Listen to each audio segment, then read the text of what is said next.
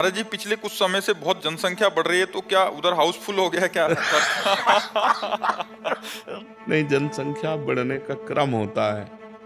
आप थोड़ी सी जगह में देखो, लाखों दीमक हैं, और वो लाखों जब मनुष्य रूप में आएंगे तो प्रदेश बस जाएगा। तो ऐसे अन्य जीवों का ट्रांसफर होता रहता है। अच्छा, वहां इतना बड़ा देह थोड़ी मिलता है, छोटा सा मिलता है, भोगना पड़ता है, यातना देह उसे है। जैसे एक केचुआ में है 100 चींटी लिपटी हुई है। अब सोचो, एक चींटी अपने इतने बड़े शरीर में काटती है तो अपने को परेशानी महसूस होने लगती है, और वो 100 चींटी उसके कोमल शरीर को, वो नरक ही तो भोग रहा है, नरक ही तो भोग रहा है। बड़ी योनियां हैं, बड़े, तो इसलिए बहुत अंगुल मात्र का शरीर और भोग भोगने होते हैं। अरे जी, जब हम भगवान की पूजा करते हैं तो हमें ये लगता है कि हमें ये मिल जाए, हमें वो मिल जाए, हमारी ये इच्छाएं पूरी हो जाएं।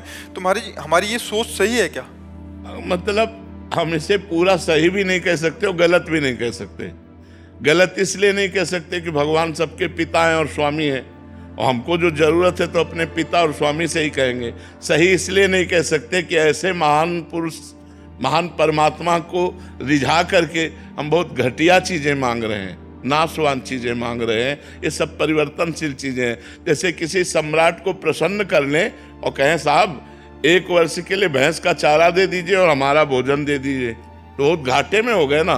सम्राट को प्रसन्न करके एक मतलब क्या चीज मांगी? अगर उससे कह देते तो एक गांव का गांव दे देता, पूरे जीवन की गुजारा दे देता। लेकिन हमारी मांगने की सामर्थ्य ही नहीं है, हमारी मांगने की भी सामर्थ्य नहीं। तो हमें लगता है मांगना चाहिए, पर भगवान से इतना प्यार करे कि मांग के साथ प्यार खत्म ना हो जाए, हमारा प्यार बढ़ता जाए।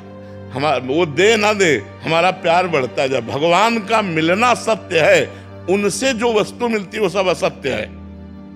क्योंकि मकान मिलना, रुपया मिलना, पैसा मिलना है 4 दिन का जीवन है। जब जीवन ही खत्म हो गया तो ये सब किस काम में आएंगे?